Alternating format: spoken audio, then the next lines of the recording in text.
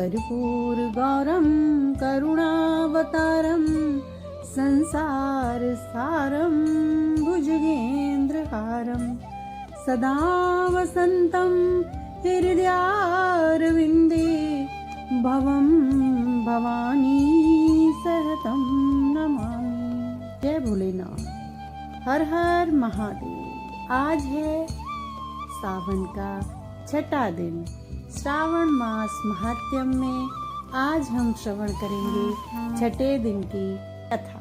सनत कुमार ने शंकर जी से कहा कि हे ईश्वर, मैंने सुखों को देने वाली रविवार व्रत के महात्म्य को सुना।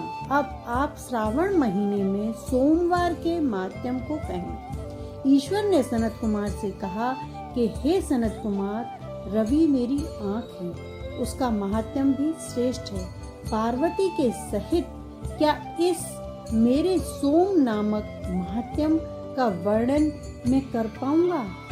मुझसे इसके महात्म्य का जो कुछ वर्णन हो सकेगा उसे आपसे मैं कहता हूँ। चंद्रमा का एक नाम सोम भी है। ब्राह्मणों के सोम राजा हैं। यज्ञ साधन सोमलता का नाम है। इन नामों के कारण एकाग्र होकर मुझसे सुनो, यह मेरा स्वरूप है, अतः सोम इसका नाम कहा गया है। हे विप्र, इसकी व्रत विधि सुनो। मैं विस्तार पूर्वक आपसे कहता हूँ। 12 महीनों में सोमवार व्रत करना उत्तम है। यदि 12 महीनों में व्रत करने की सामर्थ्य ना हो तो सिर्फ श्रावण मास के सोमवार का व्रत करें। इस मास में सोमवार का व्रत करने मात्र से 1 साल के व्रत करने का पूरा फल आपको मिलता है। श्रावण शुक्ल पक्ष प्रथम सोमवार दिन में सोम व्रत का संकल्प करें। सोम का व्रत करने से इस व्रत से शिव प्रसन्न हो। चारों सोमवार के दिन सुबह संकल्प करें। यदि श्रावण मास में 5 सोमवार हो जाएं, तो 5 ही सोमवार के दिन संकल्प कर शाम को शिव जी का अर्चन करें। शाम काल को शिव जी का महामृत्युंजय जप करें, पूजा करें और एकाग्र मन से सायंकाल में शिव जी का षोडश उपचार से पूजन करें और एकाग्र मन से श्री शिव जी की कथा का श्रवण करें। मैं इस सोमवार व्रत की विधि कहता हूँ, आप सुनो। श्रावण के महीने में पहले सोमवार को उत्तम व्रत नियम को ग्रहण करें। अच्छी प्रकार नहाकर शुद्ध हो सफेद वस्त्र ग्रहण कर काम, क्रोध, अहंकार, द्वेष, चुगलखोरी आदि का त्याग करें। मालती, मलिका आदि सफेद फूल आदि सफेद पुष्प तथा नाना प्रकार के पुष्प उपचारों से मूल मंत्र ओम नमः शिवाय त्र्यंबकम यजामहे मंत्र से अर्चन करें। कहें कि शिव भगवान महादेव, मैं आपका ध्यान करता हूँ या करती हूँ। उग्रनाथ, भव, शशि मौली का ध्यान करें। रुद्र, नीलकंठ, शिव भवहारी का ध्यान करें।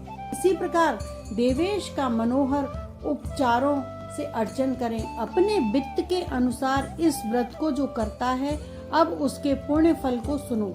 सोमवार के दिन पार्वती के सहित शिव का जो अर्चन करते हैं, वे प्राणी पुनरावृत्ति से रहित दुर्लभ लोक को प्राप्त कर लेते हैं। इस महीने में नक्त व्रत के पुण्य को संक्षेप मात्र से कहता हूँ। देव तथा दानवों में 7 जन्म के अवैध जो पाप हैं, वे सब नक्त भोजन से नष्ट होते हैं। इसमें कोई विचार न करें। उस उत्तम व्रत को उपवास द्वारा करें। पुत्रेक्षा वाला पुत्र और धनेक्षा वाला धन प्राप्त कर लेता है। प्राणी जिस वस्तु की इच्छा कर लेता है, उसे वह फल प्राप्त हो जाता है। इस लोक में बहुत समय तक रहकर अपने इष्ट को भोग पदार्थों को भोग अंत में उत्तम विमान द्वारा रुद्र लोक में जाकर पूजित होता है। मन, धन और जीवन में चलायमान जानकर प्रयत्न से व्रतोद्यापन करें। धन शटता को छोड़कर चांदी के वृषभ पर स्थित उमा महेश्वर की प्रतिमा बनवावें। सुंदर मंडप बनाकर उस पर घट स्थापन करें। 2 सफेद वस्त्र से ढकें। घड़े के ऊपर तांबे या बांस का पात्र रखकर उसके ऊपर पार्वती के सहित शिवजी की प्रतिमा रखें। स्तुति, स्मृति और पौराणिक मंत्रों से शिव का अर्चन करें। पुष्प का मंडप बनाकर उसके ऊपर एक रमणीय चंद्रमा बांधें। रात के समय गीत भजन द्वारा जागरण करें। सर्वभवनाश आदि एकादश नाम से होम करें। पलाश की लकड़ी से 160 आहुति दें। यज्ञ ब्रीहि तिल आदि द्वारा अप्यास्यस इस मंत्र से, त्र्यंबकम मंत्र से, बिल्वपत्र का या षडाक्षर मंत्र से हवन करें। पूर्ण आहुति कर आदि आहुति करें। आचार्य का पूजन अर्चन कर गौ आचार्य को दें। रमणीय 11 ब्राह्मणों को भोजन कराकर उन ब्राह्मणों को एकादश घड़ा बांस के पात्र सहित दें।